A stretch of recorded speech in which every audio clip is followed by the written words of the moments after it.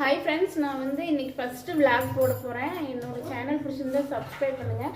இன்றைக்கி வந்து நான் குக்கிங் வீடியோவும் என்னோடய ஈவினிங் ரொட்டீனும் நான் போடுவேன். வீடியோக்குள்ளே போகலாம். இப்போ குழம்பு வச்சுக்கலாம். அதுக்கு கடாய் வச்சு எண்ணெய் ஊற்றிக்கிருக்கேன். அதில் வந்து எண்ணெய் ஊற்றி வெங்காயம், சின்ன வெங்காயம், தக்காளி இதெல்லாம் போட்டு நல்லா வதக்கிக்கிறேன். ஒரு 100 கிராம் சின்ன வெங்காயம் எடுத்திருக்கேன். நான் வெண்டைக்காய் புளிக்குழம்பு வைக்க போகிறேன். ஒரு தக்காளி, 4-5 பல் பூண்டு, கொஞ்சம் கருவேப்பிலையும் போட்டு நல்லா எண்ணெயிலே வதக்கிக்கணும். வதக்கினதுக்கப்புறம் ஒரு 3 ஸ்பூன் மல்லித்தூள், 2 ஸ்பூன் மிளகாத்தூள், ஒரு அரை ஸ்பூன் மஞ்சத்தூள் போட்டிருக்கேன். இது நல்லா வதங்கினதுக்கப்புறம் ஒரு 1/4 மூடி தேங்காய் போட்டு அதிலே ஒரு பெரட்டிட்டு இதை வந்து அரைச்சிக்கலாம். இப்போ அதே கடாயை வச்சு அதில் வந்து குழம்புக்கு தேவையான அளவு ஒரு 1.5 கரண்டி எண்ணெய் ஊற்றிட்டு அதில் கொஞ்சம் கடுகும் வெந்தயம் போட்டு நல்லா பொரிய விட்டுக்கலாம். அது பொரிஞ்சதுக்கப்புறம் கொஞ்சம் கருவேப்பிலை சேர்த்திட்டு நமக்கு வெட்டி க்ளீன் பண்ணி வச்சுருக்க வெண்டைக்காய் சேர்த்து நல்லா எண்ணெயிலே வதக்கிக்கலாம். எண்ணெயிலே நல்லா வதங்கணும், அப்படின்னா தான் அந்த வளவளப்பு இருக்காது. நல்லா வதக்கிக்கலாம் எண்ணெயிலே. பாதி வதங்கினதுக்கப்புறம் அது கொஞ்சம் உப்பு போட்டுட்டு நல்லா வதக்கிக்கலாம். அப்படின்னா வந்து அந்த வளவளப்பே சுத்தமாக இருக்காது. நல்லா வதங்கினதுக்கப்புறம் நம்ம அரைச்சி வச்ச பேஸ்ட் ஊற்றிக்கலாம். வெங்காயம், தக்காளி, தேங்காயெல்லாம் அரைச்சோம்ல, அதை ஊற்றிக்கலாம். இதை ஊற்றிட்டு இதுக்கு 1 கப் புளி, நான் ஒரு குட்டி நெல்லிக்காய் சைஸு புளி எடுத்து கரைச்சி ஊற்றிருக்கேன். அதுக்கப்புறம் தேவையான அளவு, குழம்புக்கு தேவையான அளவு தண்ணி ஊற்றி நல்லா கலந்து மூடி வச்சு கொதிக்க வச்சிடலாம். நல்லா கொதிச்சதுக்கப்புறம் குழம்பு அவ்வளோதான். இதுக்கப்புறம் இதில் ஒன்றும் வேலை இல்லை. உப்பு மட்டும் தேவையான அளவு போட்டுக்கலாம்.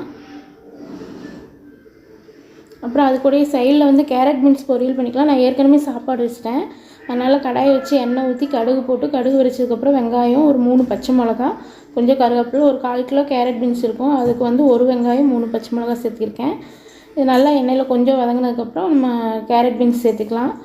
இதுவும் போட்டு நல்லா வதக்கிக்கலாம். நல்லா வதங்கினதுக்கப்புறம் அந்த காய்க்கு தேவையான அளவு உப்பு போட்டு நல்லா வதக்கிட்டு காய் மூழ்கிற அளவுக்கு தண்ணி ஊற்றி தட்டு போட்டு மூடி வச்சிடலாம். இப்போ குழம்பு கொதிச்சிட்ருக்கு. நல்லா வெந்ததுக்கப்புறமா தேங்காய் சேர்த்து இறக்கிக்கலாம். கேரட் பீன்ஸ் பொரியல் ரெடி ஆயிடுச்சு, குழம்பும் ரெடி ஆயிடுச்சு, சாப்பாடும் ரெடி ஆயிடுச்சு. இன்றைக்கி தயிர் இருந்தது, அதோடு நான் அதனால் ரசம் வைக்கல, அதோடு முடிச்சிட்டேன். அவ்வளோதான். அப்புறம் ஈவினிங் வந்து நான் என் சாமி கும்பிட்றதுக்கு ரெடி பண்ணிட்டேன்.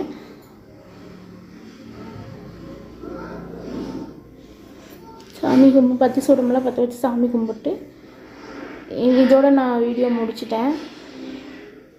எங்கள் வீட்டில் இன்றைக்கி எங்கள் வீட்டுக்கார் வந்து ஐயப்பன் கோயிலுக்கு மாலை போட்டிருக்காங்க. அதனால் வந்து ஐயப்ப பாட்டம் வச்சு சாமி கும்பிட்ருக்கோம். ஹாய் ஃப்ரெண்ட்ஸ், இதுதான் வந்து என்னோடய ரொட்டீன். வந்து மத்தியானம் லஞ்சில் ஆரம்பித்து ஈவினிங் சாமி கும்பிட்டு முடிக்கிற வரைக்கும் நான் எடுத்திருக்கேன். இதுதான் என்னோடய ஃபஸ்ட் விளாக். நான் இவ்வளோ தான் எடுத்திருக்கேன். சேனல் இந்த வீடியோ உங்களுக்கு பிடிச்சிருந்துச்சின்னா லைக் பண்ணி, ஷேர் பண்ணி, கமெண்ட் பண்ணுங்கள், சப்ஸ்கிரைப் பண்ணுங்கள்.